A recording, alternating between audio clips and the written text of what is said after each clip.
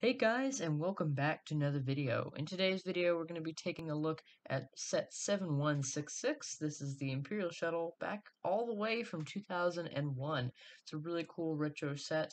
I'm not going to delay too much. I'll go right over first the box art, then the minifigures, design, play features, and then my overall thoughts. So without further ado, let's get right into this video. So the first thing we're going to check out is this really cool old box art back from 2001. This is the second year of LEGO Star Wars. This is a new series still at the time. They're still coming out with new waves, but it's really, really cool to see this old box art. First of all, on the front, we can see all four minifigures shown off here in the front, and then we can also see in the background the outside of the first Death Star. We can see the hangar bays in the background. They do have some lighted areas around these overhead lights over here, and then up on the tail and the main wings, which is really cool just to give in some added effect. But if we do turn this around to the back, we can actually see that these old Star Wars sets used to actually show the characters in the set building them. This is a while back, of course. But below it, it does show the two different wing sets for this when it's up in prone landing position and when it's flying in the air. You can see all the characters building the set, which is really cool. You can see Emperor Palpatine is directing them. And then also alternate builds is another thing they really don't do anymore. You can see a mech of sorts over here, and then a space base per se. And then on these sides, you can actually take a look at some smaller pictures. This is one of the rear. This is the minifigures. And then on this side, it shows the characters getting in, and then another overall picture of the set. So that's it for the box art. Now let's go ahead and check out the features of the set itself. But first, the minifigures. So here we are looking at the minifigure selection. Indie Brick Productions, please don't sue me, but I did steal a few of your ideas for showing off minifigures here. So we're gonna start looking at the big man himself, Mr. Palp. He's chilling over here with his really cool side stick, very simple walking stick here.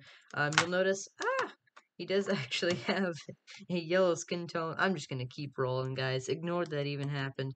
But we're gonna look at his yellow skin tone here. You can see it's pretty light and fleshy, which is kind of interesting, considering that that was not at all a skin tone. But I'm not gonna take it away because I know this was the skin tone back in 2001 for all Lego minifigures.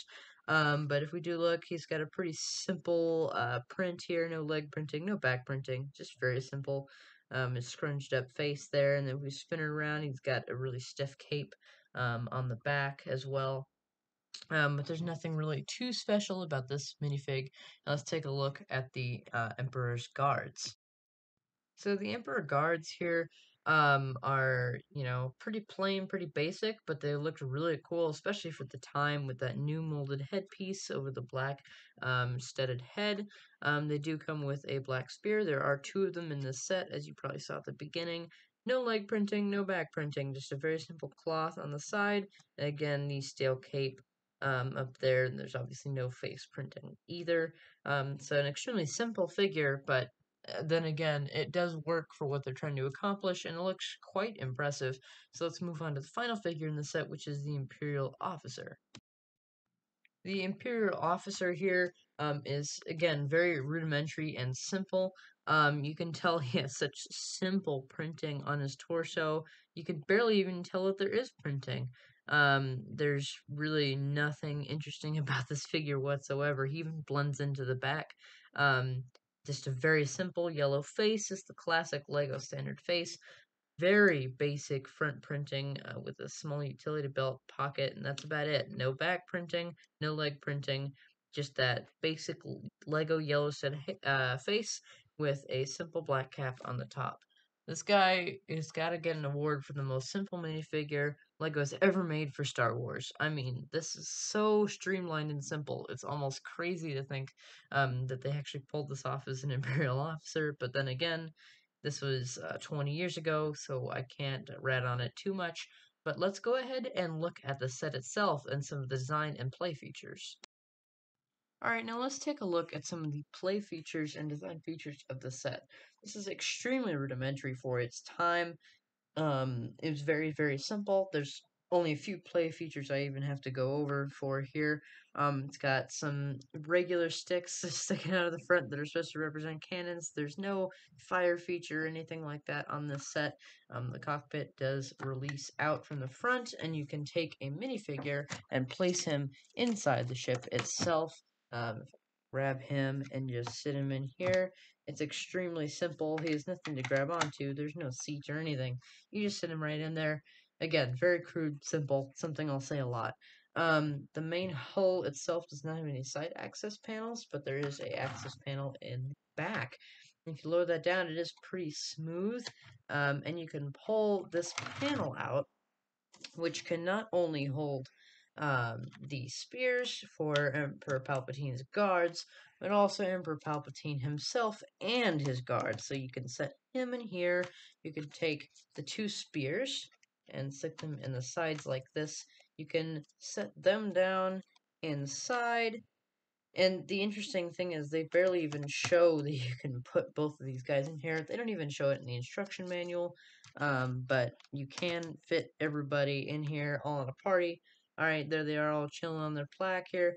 We can slide them into the ship, push them all the way in, close it up, and now every minifigure in the set is literally in the set. Besides that, there's really nothing else going for it. The head does kind of adjust from here to here. That's really all it does. And you swing the wings all the way down here. I know MNR was making comments about how these wings don't swoop down enough, and I actually don't mind it as much as he does. I think it's pretty decent the way that the wings swoop down, and I don't think it's that bad. But that's, of course, only my personal opinion because I know everyone has their own opinions on this set. But overall, I think it's pretty cool. Very simple play features.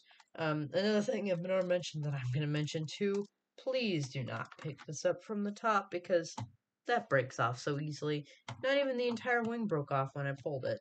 It's that weak, like the pieces themselves will snap off of the wing. There's nothing holding any of the pieces of this wing together, and it's just gonna snap off the top.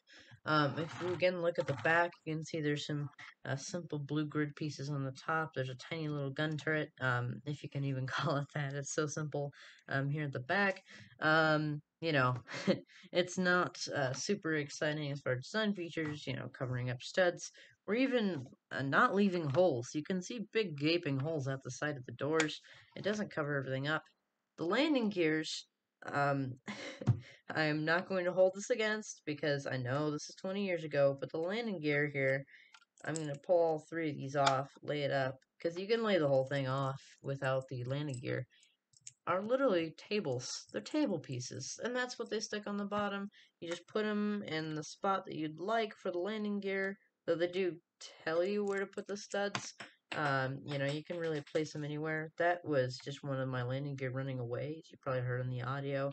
I guess I was being too abusive to it as its new owner. I did just get this a couple of days ago, and I guess these new table pieces are tired of being discriminated against because I kept telling them how bad they are. So I'm going to go ahead and grab that final landing gear and bring it back here. That last comment was, of course, a joke. I'm sure they are in a very loving and caring home, if I do say so myself, and I'm sure they are getting along just fine. You know how new kids are. So we can go ahead and fan these wings out back a bit and look at the overview of the set again. So overall, you know, it's a neat set. I know I did kind of rat on it a lot about how simple it is, but that's part of the beauty of it. It's so incredibly simple. One thing I really need to, I can't stress enough here, is that all the pieces on here that you see are actually printed. There are no stickers on here. This front piece is printed. This top piece here is printed. That grill is printed.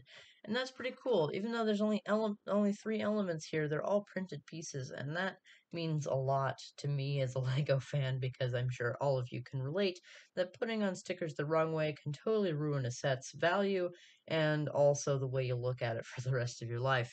So it's very important to have printed pieces, as many as possible. There's also a printed element on the dash here, but that's not very important. it's not really seen unless you open up the inside, so this is really the main focus. But overall, I really like the set. I'll probably give it, a 6 or 7 out of 10. Of course, pretty much every shuttle that came after this is very impressive and better than this one, but for what it was at the time it came out in, it's a very cool set, and I'll of course be holding on to it for a long time. Then again, I still hold on to my 2017 Clone Trooper Battle Pack, so that's not really saying much. But anyways, if you did enjoy this video, please leave a like down below and subscribe to the channel if you are new. And without further ado, I will see you all on the next one.